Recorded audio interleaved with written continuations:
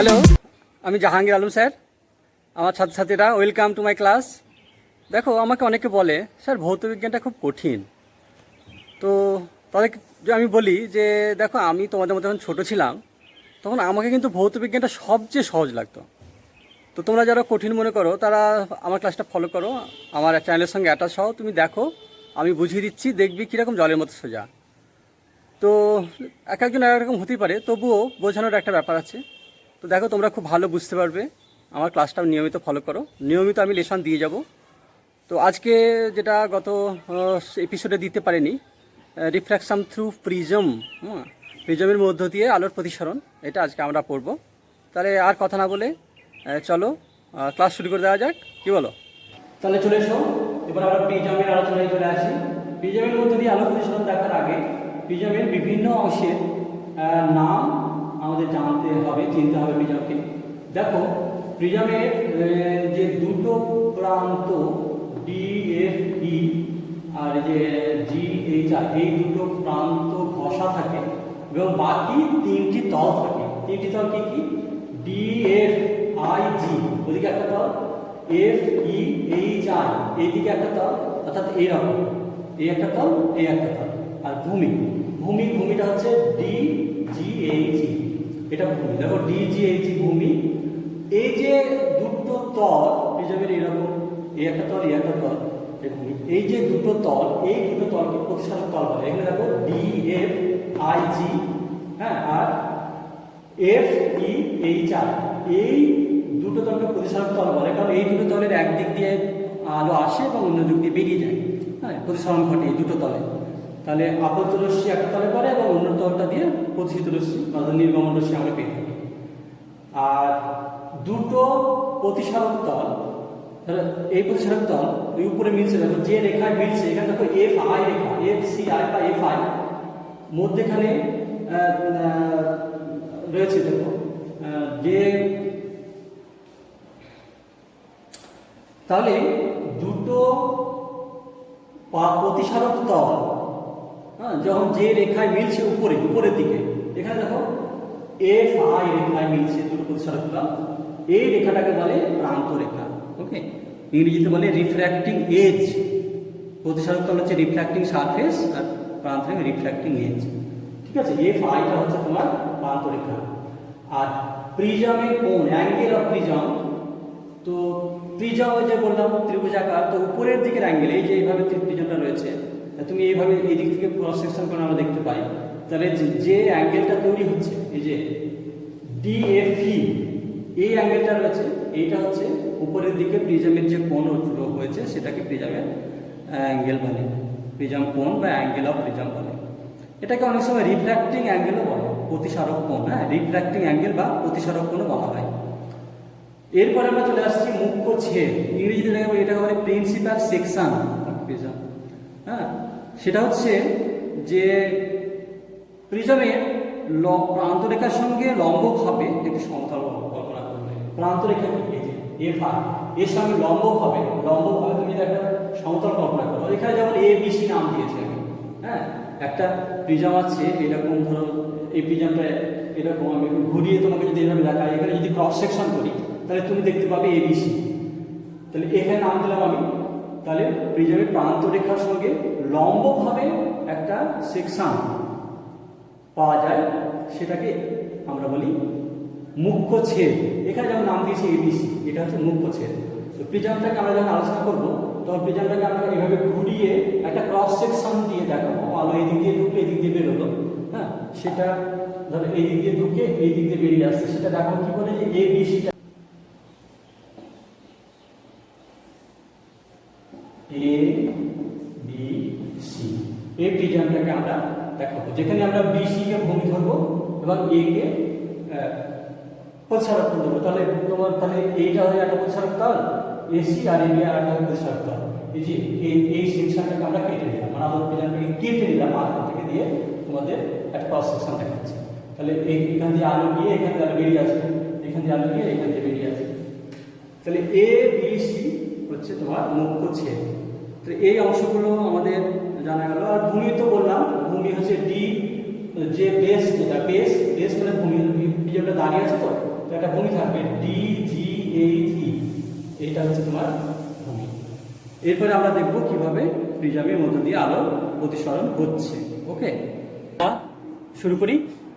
আমাদের প্রথমে যেটা দেখতে হবে প্রিজমের মধ্য দিয়ে আলোর প্রতিসরণ।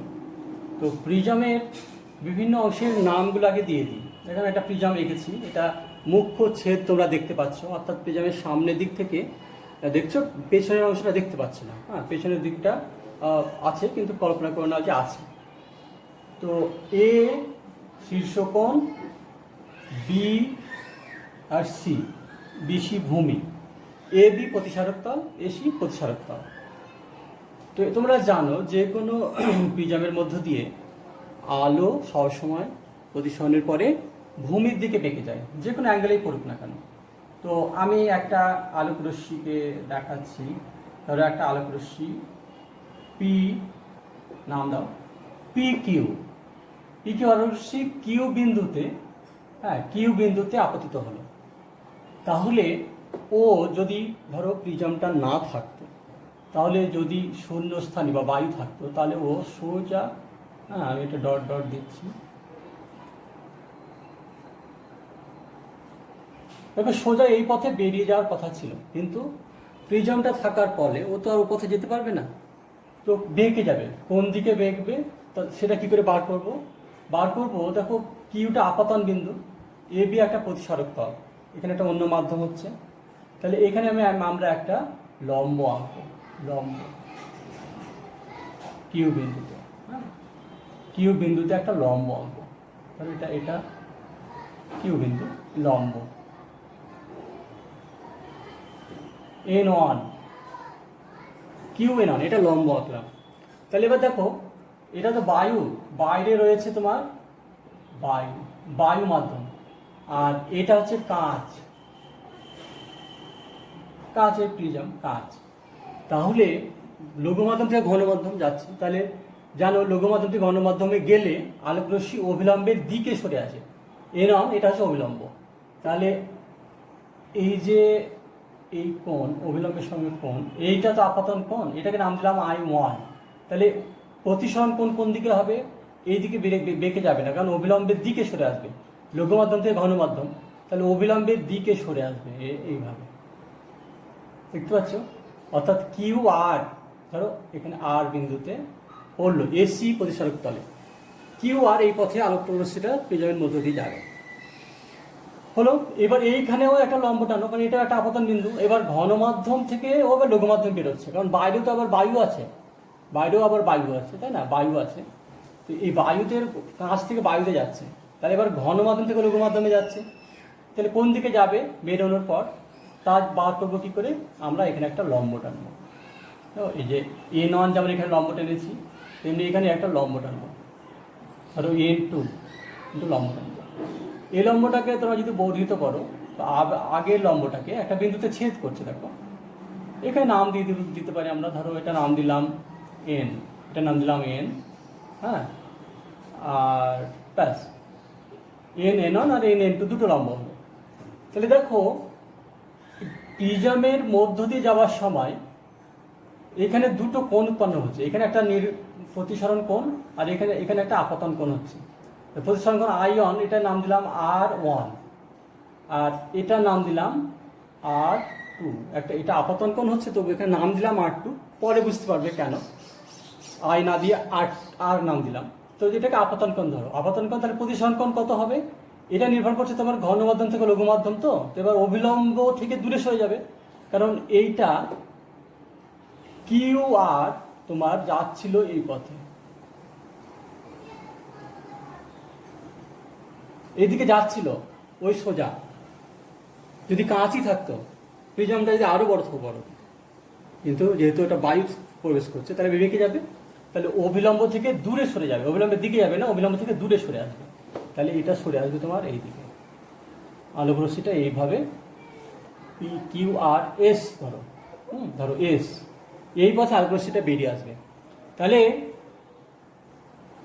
আমাদের আরটা কি কোণ, নির্গমন কোণ, এখানে যেটা প্রতিসরণ কোণ হবে, কোনটা হবে নির্গমন কোণ, সবসময় সেটা তোমার হবে অবিলম্বের সঙ্গে।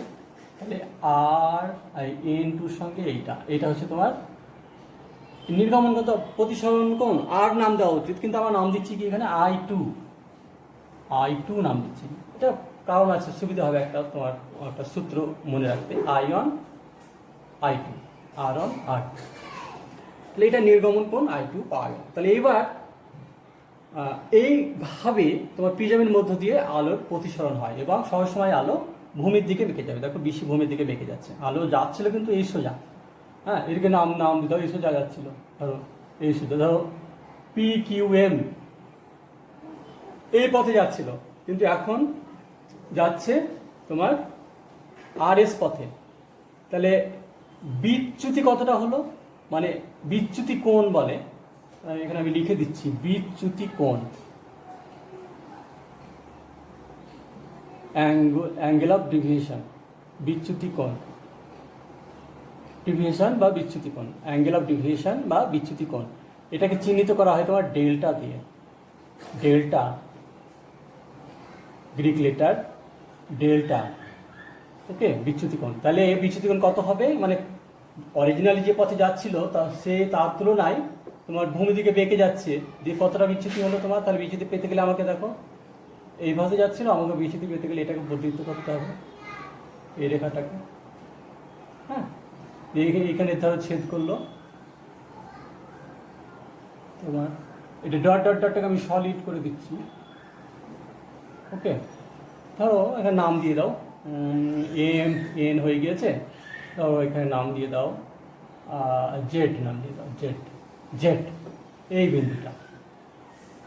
তাহলে ZRS, এটা ZRS, এটা হচ্ছে লাস্ট বায়ুতে আলোর অভিমুখ, ZRS এই পথে যাচ্ছে, কিন্তু ও যাচ্ছিল PQZM এই পথে যাচ্ছিল, তাহলে ও বেঁকে গেল এতটা, তাই না, এই পথে যাচ্ছিল, এবার এই দিকে বেঁকে গেছে। এইটা হচ্ছে তোমার ডেল্টা বা বিচ্যুতি কোণ, এটা হচ্ছে বিচ্যুতি কোণ বা ডেল্টা, বুঝতে পেরেছ? একটা প্রশ্ন খুবই important, very very very important, হ্যাঁ এইটা বুঝে নাও যে দেখ, প্রমাণ করো, এখানে আমি লিখে দিচ্ছি, দেখো প্রমাণ করো, এটা কিন্তু খুব ভালো করে বুঝে নি। প্রমাণ করো delta equal two I1 plus I2 minus A, অর্থাৎ বিচ্যুতি কোণ নির্ভর করছে তোমার আয়নের উপর এবং এর উপর, না I2 নির্ভর করছে আয়নের উপর, তার অর্থাৎ বিচ্যুতি কোণটা নির্ভর করছে আয়ন এবং A, অর্থাৎ এই যে প্রতিসারক কোণ বা অ্যাঙ্গেল অফ প্রিজম, এই কোণটার উপর আয়নের উপর নির্ভর করছে এবং থাকছে I2। তাহলে delta equal two I1 plus I2 minus A, প্রমাণ করে। এটা কিন্তু খুবই ইম্পর্টেন্ট প্রশ্ন, এটা আমি এখন এখনই দেখাবো কিভাবে আসছে। তো কিভাবে প্রমাণটা করা যায়, দেখো প্রুফ খুবই সোজা। এটা এখানে আমরা তিনটে জিওমেট্রিক ফিগার পাই, তুমি দেখো একটা ত্রিভুজ, দেখো ত্রিভুজ, প্রথম ত্রিভুজ হচ্ছে কিউ, ভালো করে লক্ষ্য করো ছবিটা, QZR, প্রথম ত্রিভুজ QZR। এখান থেকে আমরা কিছু ইনফরমেশন পাবো। আর একটা তোমাদেরকে আমি ভাবতে বলবো, সেটা হচ্ছে চতুর্ভুজ হচ্ছে তোমার AQNR, এই চতুর্ভুজ দেখো AQNR, এখান থেকে কিছু ইনফরমেশন পাবো, তাহলে AQNR। আর ফাইনালি আর একটা ত্রিভুজ তোমাকে আমি বলবো কনসিডার করতে, ত্রিভুজ, এটা হচ্ছে QNR।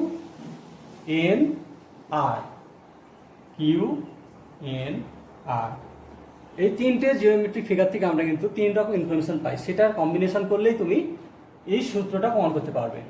হ্যাঁ, বইয়ে বিভিন্ন রকম ভাবে লেখা থাকে, হয়তো অনেকে বুঝতে পারে না, তোমরা এই চিত্রটা ভিডিওটা দেখো, একদম পরিষ্কার বুঝতে হবে।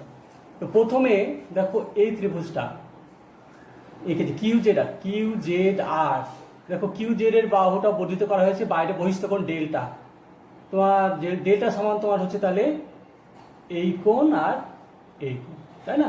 তাহলে এখান থেকে আমরা কি পাচ্ছি, কারণ যে জ্যামিতিতে আছে তোমার একটা উপপাদ্য, বহিস্থ কোণ হচ্ছে অন্তস্থ বিপরীত কোণদ্বয়ের সমষ্টির সমান, এমনিতেও তোমরা প্রমাণ করে নিতে পারো, সেটা এখানে দেখালে বেশি বড় হয়ে যাবে ভিডিও। তাহলে ডেল্টা এই ত্রিভুজ থেকে আমরা পাচ্ছি তোমার delta equal to Z Q R, angle Z Q R plus angle Z R Q, Z R Q. হ্যাঁ, দুটো কোণ, এই কোণ আর এই কোণ। কিন্তু দেখো জেড কিউ আর এটা তো nothing but ion minus ion, কারণ এই পুরোটা আয়নের সঙ্গে সমান, বিপরীত কোণ এইটা আর এটা বিপরীত কোণ। তাহলে এইটুকু আমি নেব, তাহলে আয়ন মাইনাস আয়ন, তাহলে এটা হচ্ছে আয়ন মাইনাস আয়ন। আর জেড আর কিউ এখানেও তাই, দেখো I2 আর এই পুরোটা বিপরীত কোণ, I2 ইকুয়াল টু I2, এটাও I2, কিন্তু আমি নেবো এইটুকু। তাহলে I2 থেকে R2 বাদ, তাহলে এখান থেকে পাচ্ছি আমার I2 মাইনাস R2। এটাকে সমান করলে কি পাই? I one plus I2 minus I one plus R2। এটা ধরো ইকুয়েশন নাম্বার 1 দিয়ে রাখো। ওকে, এইবারে চলে এসো তোমার চতুর্ভুজটায় AQNR। এইখান থেকে আমরা কি তথ্য পাই? এবার চলে আসি চতুর্ভুজটায় AQNR। দেখো এই চতুর্ভুজে 4টি কোণ রয়েছে, এ কোণ plus AQN plus QNR plus NRA। 4টে কোণের সমষ্টি 360 ডিগ্রি। তোমরা জানো যে কোনো চতুর্ভুজের 3টি কোণের সমষ্টি, 4টি কোণের সমষ্টি 360 ডিগ্রি। তাহলে এখানে আমরা পাচ্ছি এটা সমান এ লিখলাম প্লাস, দেখো AQN এটা অ্যাকচুয়ালি 90 ডিগ্রি, কারণ এই প্রতিসারিত হয়, এটা লম্ব, NN লম্ব, তাহলে এই কোণটা তৈরি হয়েছে AQN লম্ব বলে এটা 90 ডিগ্রি। ওকে, প্লাস তুমি দেখো QNR এটা ধরো এন নাম দিলাম, পুরোটা নাকি সংক্ষেপে লিখলাম এন কোণ, প্লাস তোমার NRA এটাও দেখো এন ইন্টু লম্ব এসির ওপর, তাহলে NRA এটাও তোমার 90 ডিগ্রি হচ্ছে, লম্ব বলে 90 ডিগ্রি হচ্ছে। এটা সমান হচ্ছে 360 ডিগ্রি।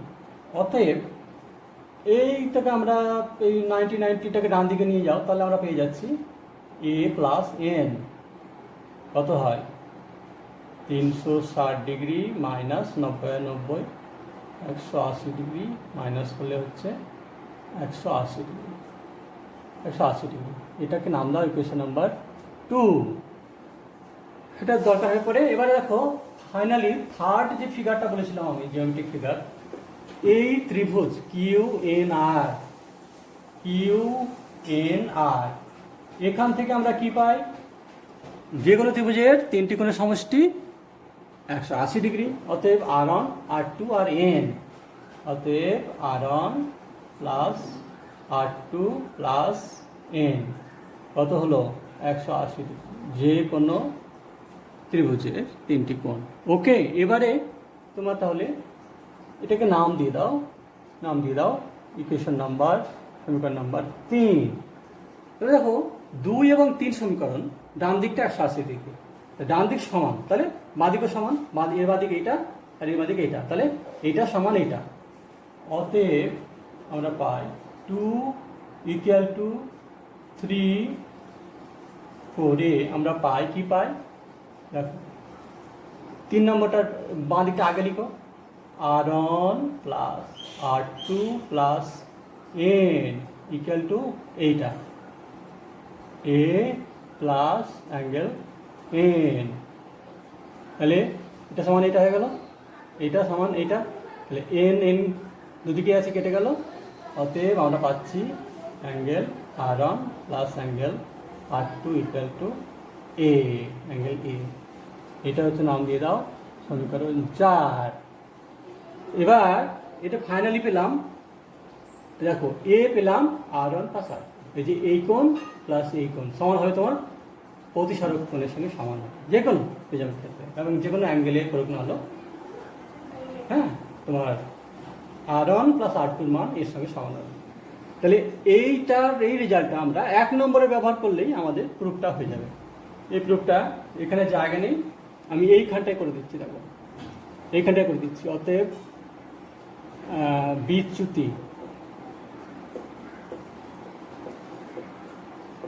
বিচ্যুতি কোণ ডেল্টা ইকুয়াল টু 1 নম্বরে বসাও I1 plus I2 minus I1 plus I2 minus এই যে এইটা এখানে বসাও ইকুয়াল টু A। হ্যাঁ, আর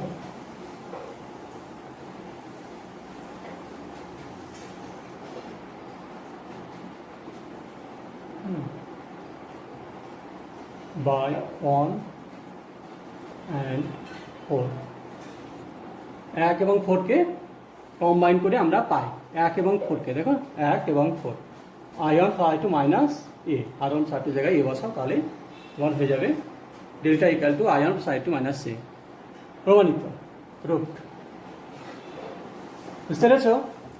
এইভাবে প্রিজমের এই যে প্রমাণটা delta equal two I1 plus I2 minus A, এটা খুবই ইম্পর্টেন্ট প্রশ্ন এবং খুব সহজ। একটুখানি দেখে নাও, যদি বুঝতে সমস্যা হয় তাহলে পজ করে নিবে, তখন তোমার ভিডিওটা দেখবে তখন পজ করে নিবে বা 2 বা 3 বার রিপিট করে দেখে নাও, তাহলে বুঝতে পারবে। খুবই সহজ, বই ডায়াগ্রাম দেখে ভয় পাওয়ার কিছু নেই, একদম সহজ ব্যাপার।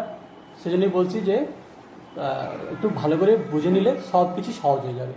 ঠিক আছে, এই পর্যন্ত এটা থাক, এবার আমরা পরবর্তী টপিকে চলে যাই। ওকে,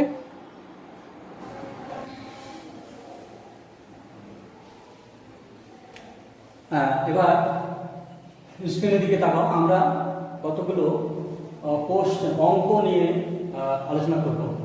দেখো, ভৌতবিজ্ঞানে, ফিজিক্স, কেমিস্ট্রি, ভৌতবিজ্ঞানে তোমার অঙ্ক কিন্তু অঙ্গাঙ্গিকভাবে জড়িত। প্রত্যেকটা চ্যাপ্টারের উপর কিন্তু ছোটো ছোটো অঙ্ক থাকবে। অঙ্ক ছাড়া বিজ্ঞানকে ভাবাই যায় না, সেজন্য অঙ্ককে ভয় পাবে না। 2-1টা অঙ্ক থাকবে, সেগুলো খুব বুঝে নিবে ভালো করে, কোনো অসুবিধা হবে না। প্রথম প্রশ্ন যদি বলে কাচের প্রতিসরাঙ্ক 1.5 বলতে কী বোঝো? এর উত্তরটা খুবই সোজা, এটা ইম্পর্ট্যান্ট প্রশ্ন, এই জন্য আমি এখানে লিখে দিয়েছি, প্রায় আসে।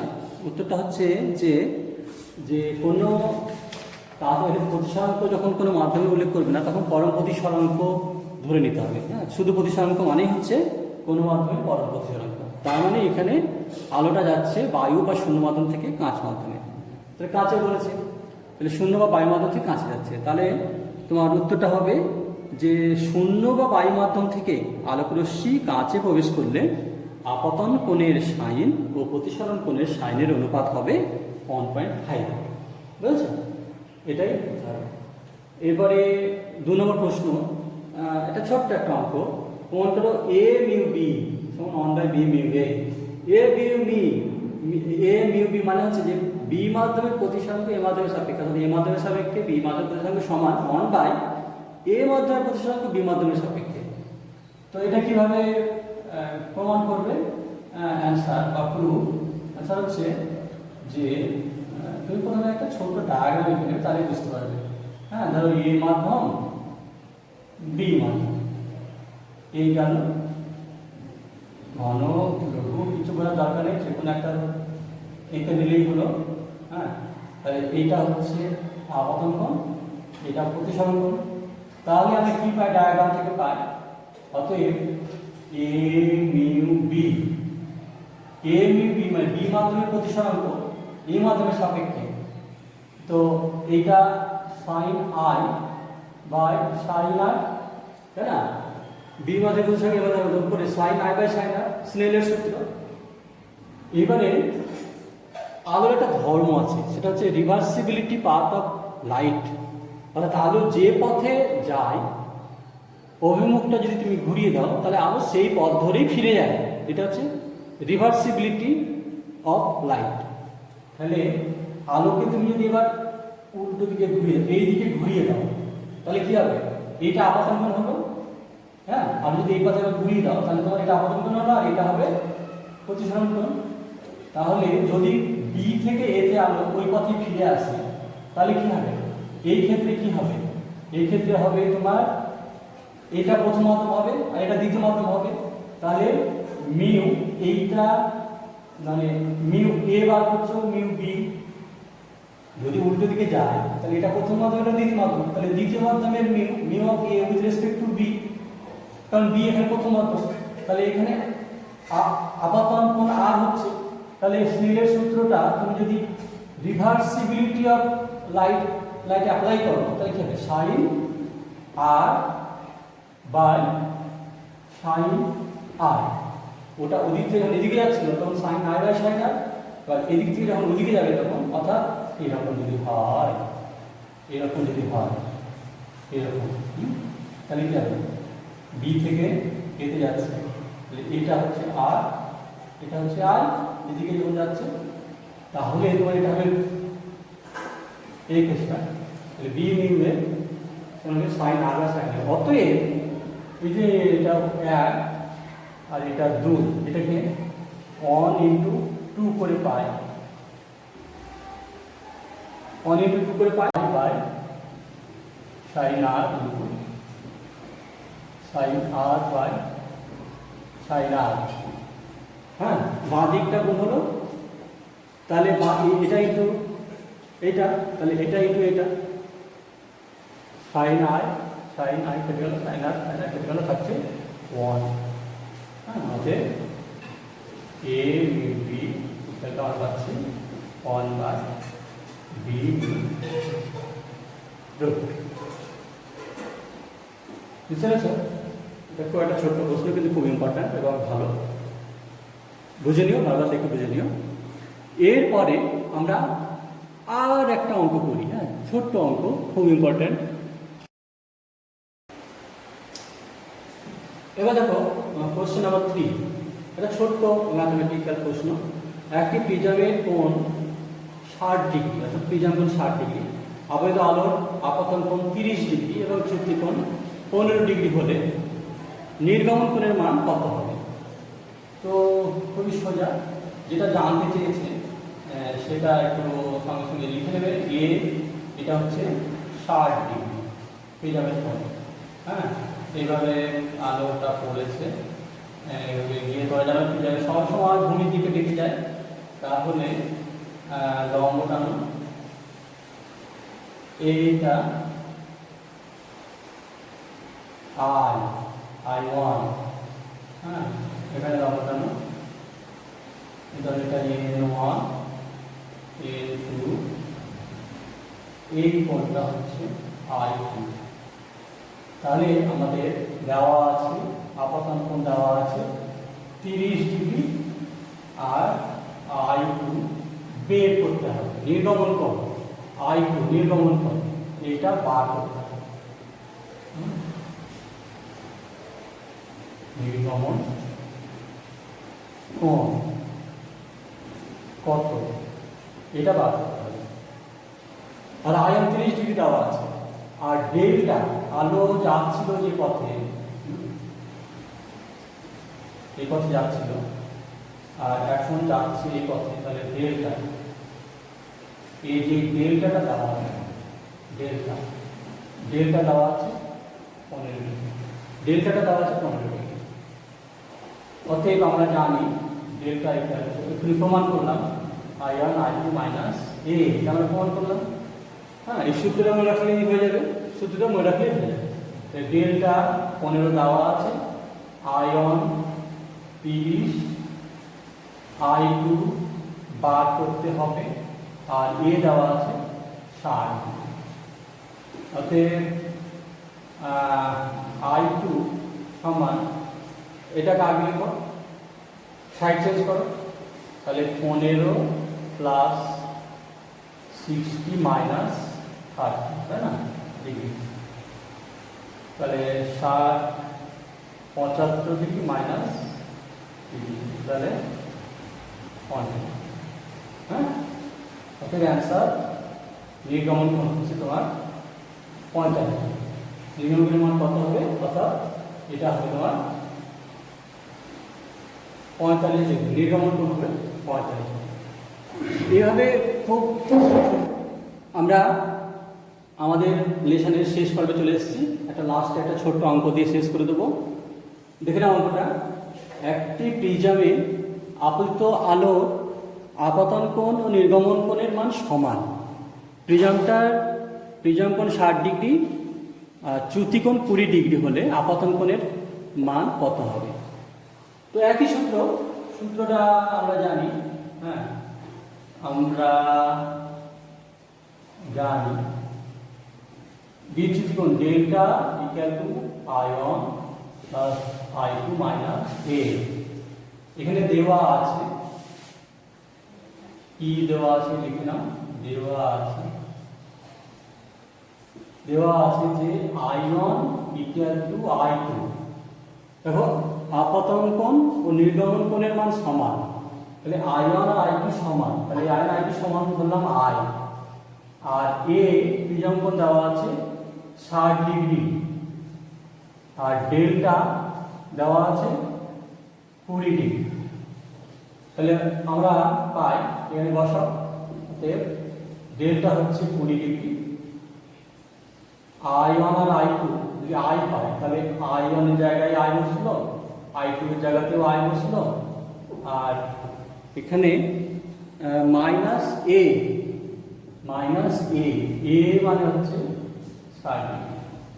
অতএব 20 degree equal to I plus I, 2I minus 60।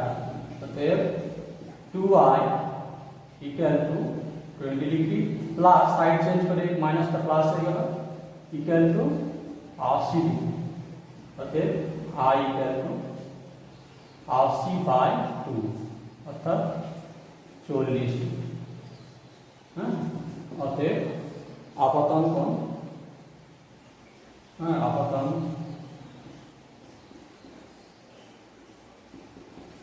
কোণ হবে 40 ডিগ্রি। এইভাবে সূত্রটা মনে রাখলে অঙ্কগুলো করতে পারবে, কোনো অসুবিধা হবে না। তো যাই হোক ছাত্রছাত্রীরা, তোমাদের যদি লেসনটা ভালো লেগে থাকে তাহলে আমাকে সেটা ফিডব্যাক দিয়ে জানাবে, আর আমাকে একটা ফেভার করো, তোমরা সাবস্ক্রাইব করো, আর অন্য বন্ধুদের বলো সাবস্ক্রাইব করতে। তার জন্য স্ক্রিনের নিচে যে সাবস্ক্রাইব বাটনটা আছে সেটা ক্লিক করে দাও, পাশের বেল আইকনটাও ক্লিক করে দাও, তাহলে পরবর্তী ভিডিও যখন আসবে সঙ্গে সঙ্গে নোটিফিকেশান পেয়ে যাবে। তোমাদের কিছুটা উপকার হলেই আমি ধন্য। আশা করছি ভালো লেগেছে। ধন্যবাদ। আমার প্রিয় ছাত্রছাত্রীরা, কি কেমন লাগছে আমার ক্লাস? ফিডব্যাক দেবে, আমাকে জানাবে, এবং তোমার জন্য আমি অনেক ভালো ভালো লেসন নিয়ে আসবো এরপরেও। তার জন্য আমাকে একটুখানি ফেভার করো, দেখবে স্ক্রিনের নিচে একটা সাবস্ক্রাইব বাটন আছে, সেটাতে ক্লিক করে দাও। তার জন্য তোমার কোনো পয়সা খরচ হবে না, একদম ফ্রি।